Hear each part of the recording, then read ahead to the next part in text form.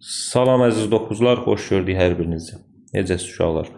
Uşaqlar, deməli bugün 9 aprel 2026-cı il 9-cu siniflərin buraxılış imtahanı idi və sualların izahını sizə təqdim edirəm. Kanalımıza abunə olub biz dəstək eləməyi yaddan çıxartmayın. Bismillah, birinci sualımız, yəni 57-ci sual. Riyaziyyatın birinci sualı. 30 hektar əkin sahəsi artırılıb 42 hektar oldu. Əkin sahəsi neçə faiz artdı? Sadə sualdır. Deməli, əvvəl biz bildiyimiz kimi hər şey neçə faiz olur? 100% olur. 30'a bircə dəqiqə.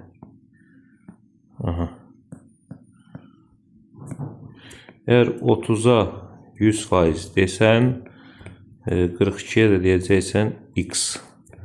Buradan 30x beraber olacaq 42 vurulsun 100. 0 ilə 0 gedər, 14 ilə də bu gedər, x bərabərlər 140%. Deməli 100%-dən 140%-ə gəlibsə, deməli neçə faiz? 40% artım var. Cavab olur B variantı. Sadə tənasübdür. Çarpaz vuracaqsan, tənliyi həll edin deyir burada. Mənfi 3x bərabər olacaq 48'ə, x bərabər olacaq mənfi 16'ya. D variantı. Növbəti sualımız 59-cu sualdır. Tənlik sistemini həll edin. Elə burada rahat özü əvəz edib. Sən x, y-in yerinə sadəcə olaraq 2x yazacaqdın. Bərabərdir 21'ə. Buradan 7x bərabərdir 21'ə. X bərabərdir 3'ə. X üstüsə y 2x olduğuna görə 2 vurulsun 3 bərabər olacaqdır 6'ya. Deməli 3, 6 bu tənlik sisteminin nə olacaqdır? Həlli. Cavab olacaqdır D variantı. Kanun hansı ən böyük qiymətində bu cəmi düzgün kəsirdir? K rəqəmi. Deməli uşaqlar nə verib burada bizə? 0, 4, K dövrdə. Üstə gəlsin 0, K 4. Düzdür, bunu adi kəsrə çevirib o formada baxa bilərsən. Aydındır, adi kəsrə çevirib o formada baxa bilərsən. Ya da ki, belə eləyə bilərsən də bu 0, 4, K belə gedir, düzdür. Bəs bu biri nədir? 0, K, 4, 4, 4 bu şəkildə gedir.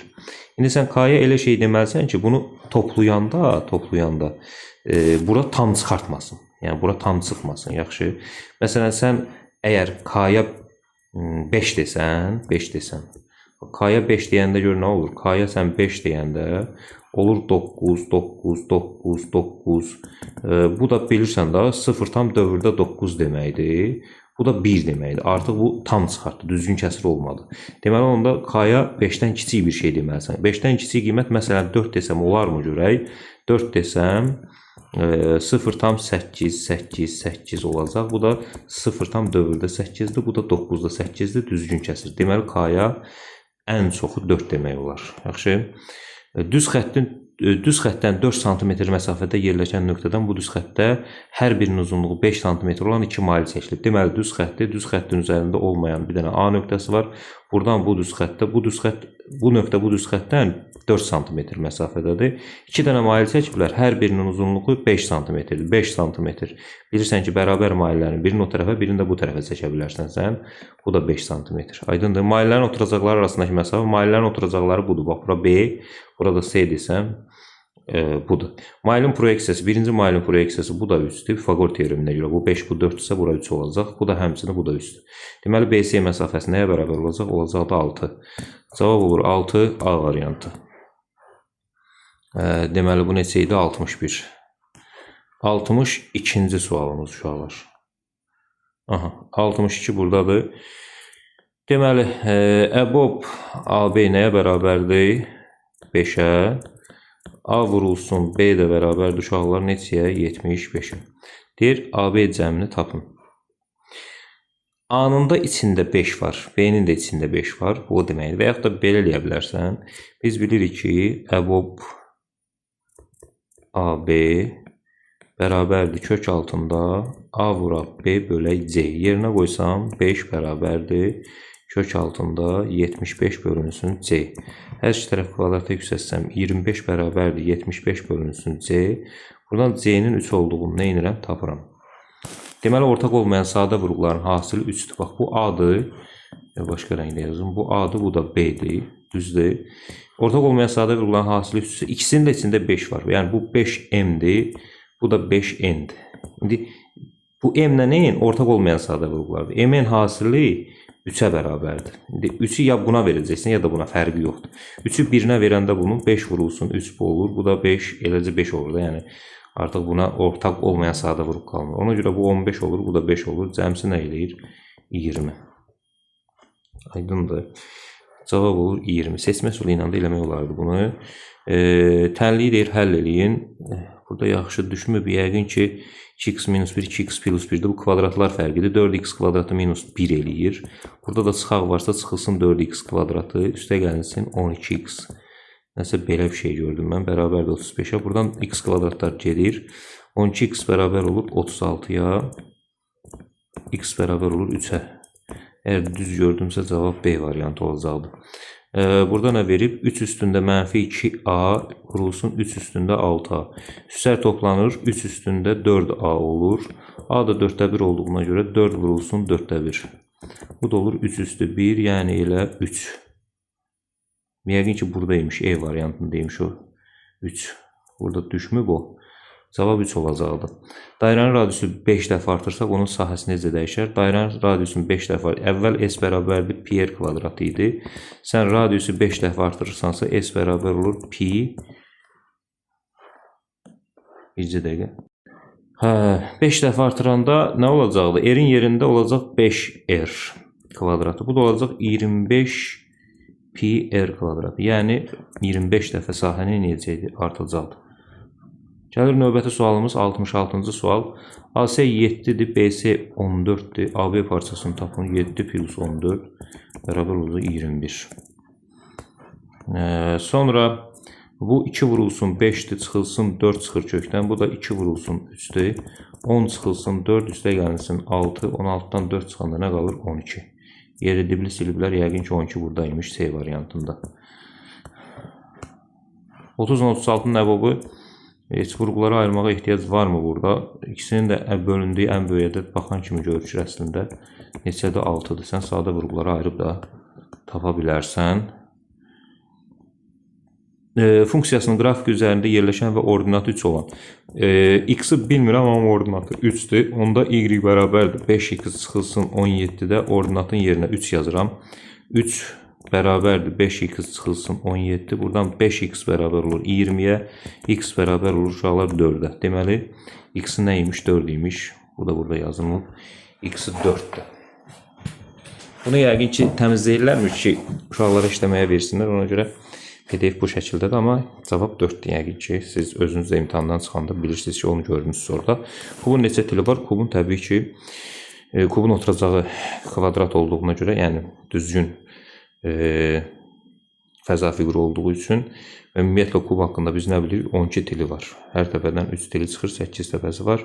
Tillərinin sayı isə nədir? 3 n-dir. Oturacağı 4 bucaqlı olduğuna görə 3 vurulsun 4 olur 12. Kubun 12 tili var. 70-ci sualımızda.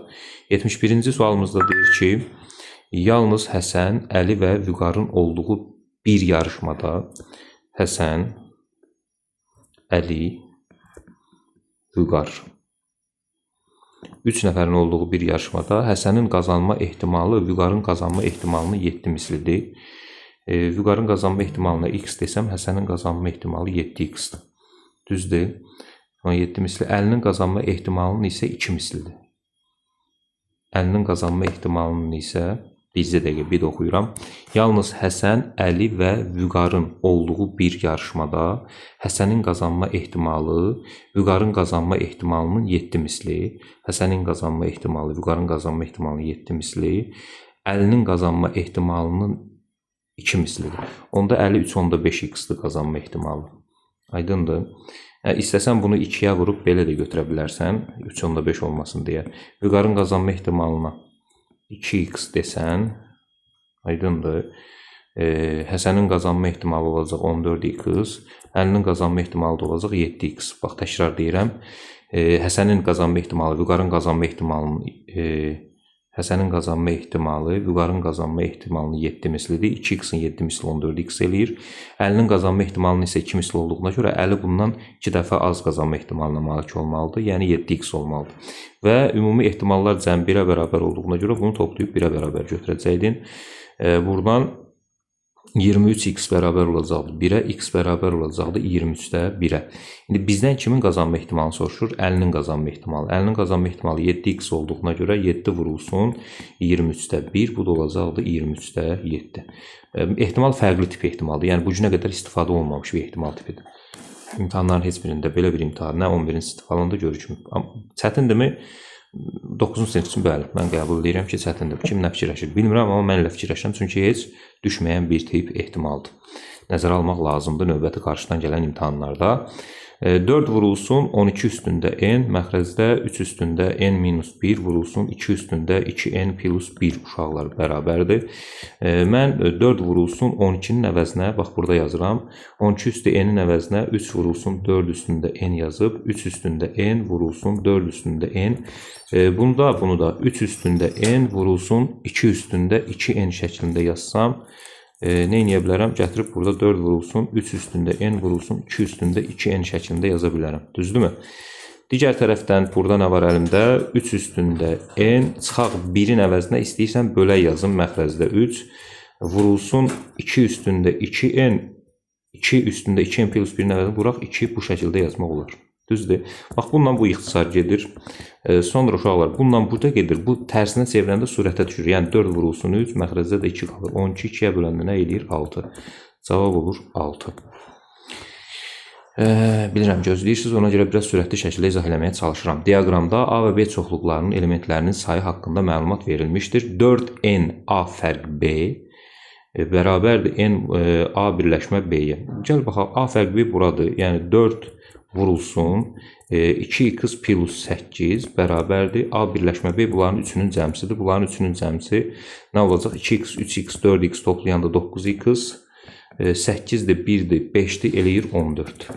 Qrubaçı bu tənliyi həll eləyəndə 8x plus 32 bərabərdir 9x plus 14-ə. Buradan 32 çıxılsın 14 bərabərdir 9x çıxılsın 8x. Buradan x bərabərdir 18-ə. Düzdürmü? 32-dən 14 çıxanda nə qalır? 18. X-i 18 tapandan sonra bizdən soruşur n B fərq A-nı. B fərq A da 4x plus 5 olduğu üçün 4 vurulsun 18 plus 5. 72-nin üstə 5 gələndə 77. Cavab olacaqdı burada nə? 77. Belə bir şəklimiz var. OA A hardadır burada? Aha, bu sual düşmüb. Bəlkə bu belə olub. Bəlkə bu belə olub. Yəqin ki, A burada olub. AB bərabərdir OC. AB bərabərdir OC. Bərabərdir 6-ya. AB bura 6 desəm, OC bu da 6-dır. Düzdür. Və OA 5-dir. AO 5'dir. AO bura 5'dir.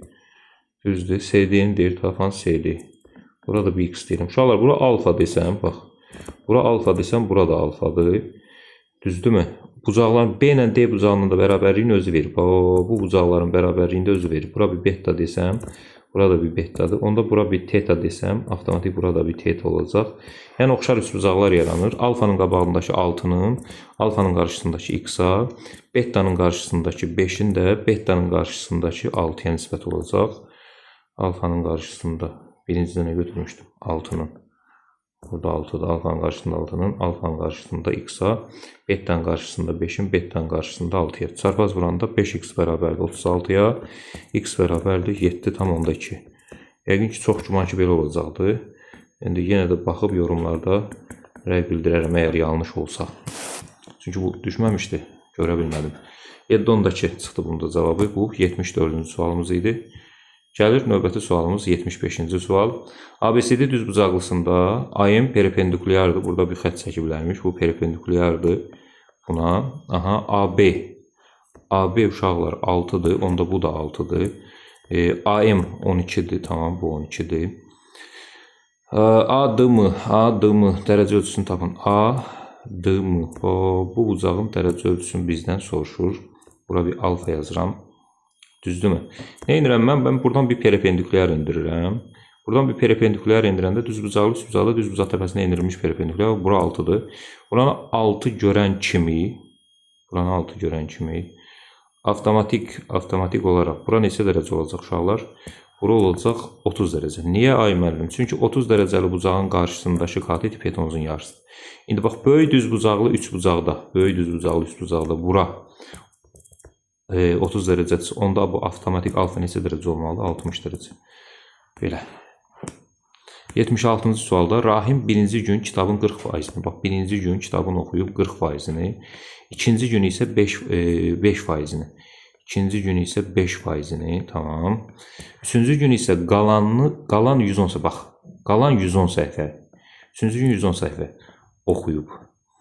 İndi bizə deyir ki, Rahim birinci gün kitabın 40%-ni, ikinci gün 5%-ni, üçüncü gün, bax, burada qalan sözü işlətməyib. Deməli, 2 günə kitabın 45%-ni oxuyub.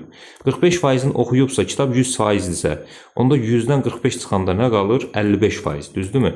Deməli, kitabın 55%, bu faiz deyil bu arada, 110'dur. 110'dur, 55%.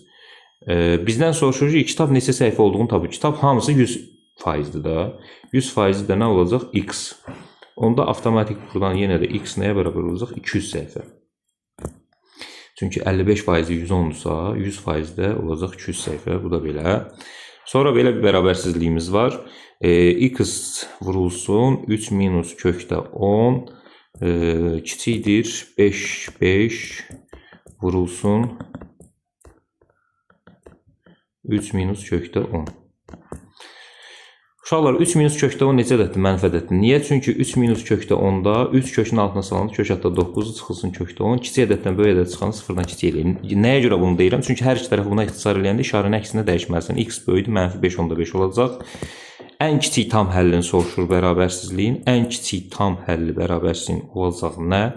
Mənfi 5. Mənfi 5 onda 5-dən böyük olan ən kiçik ədəd, tam ədəd mənfi 5-dir. Yaxşı.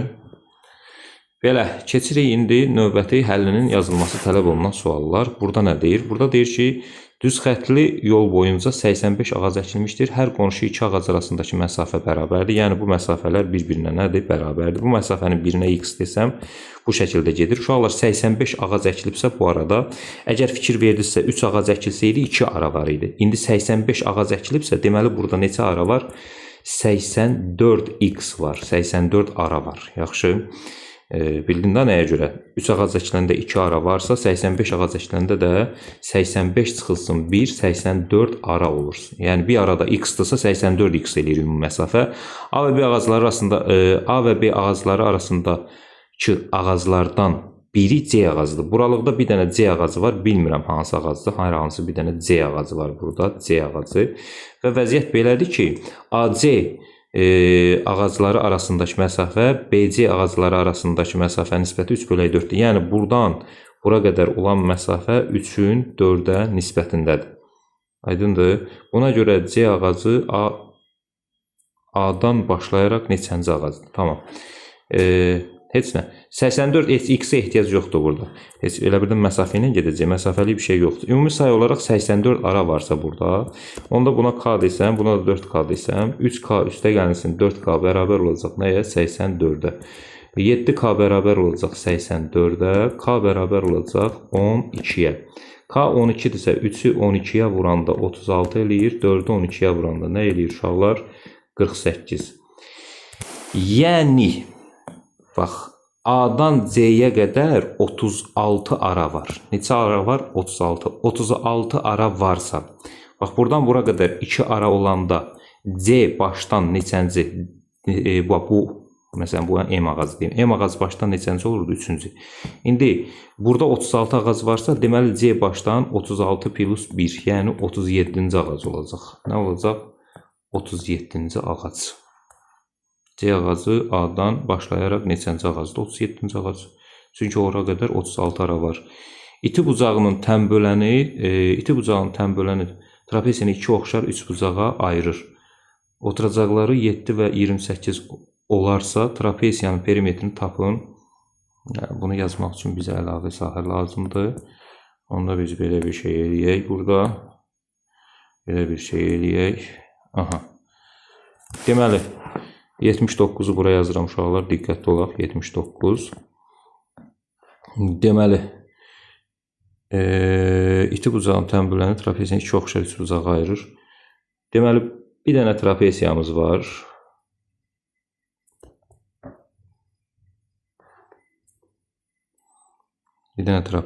var.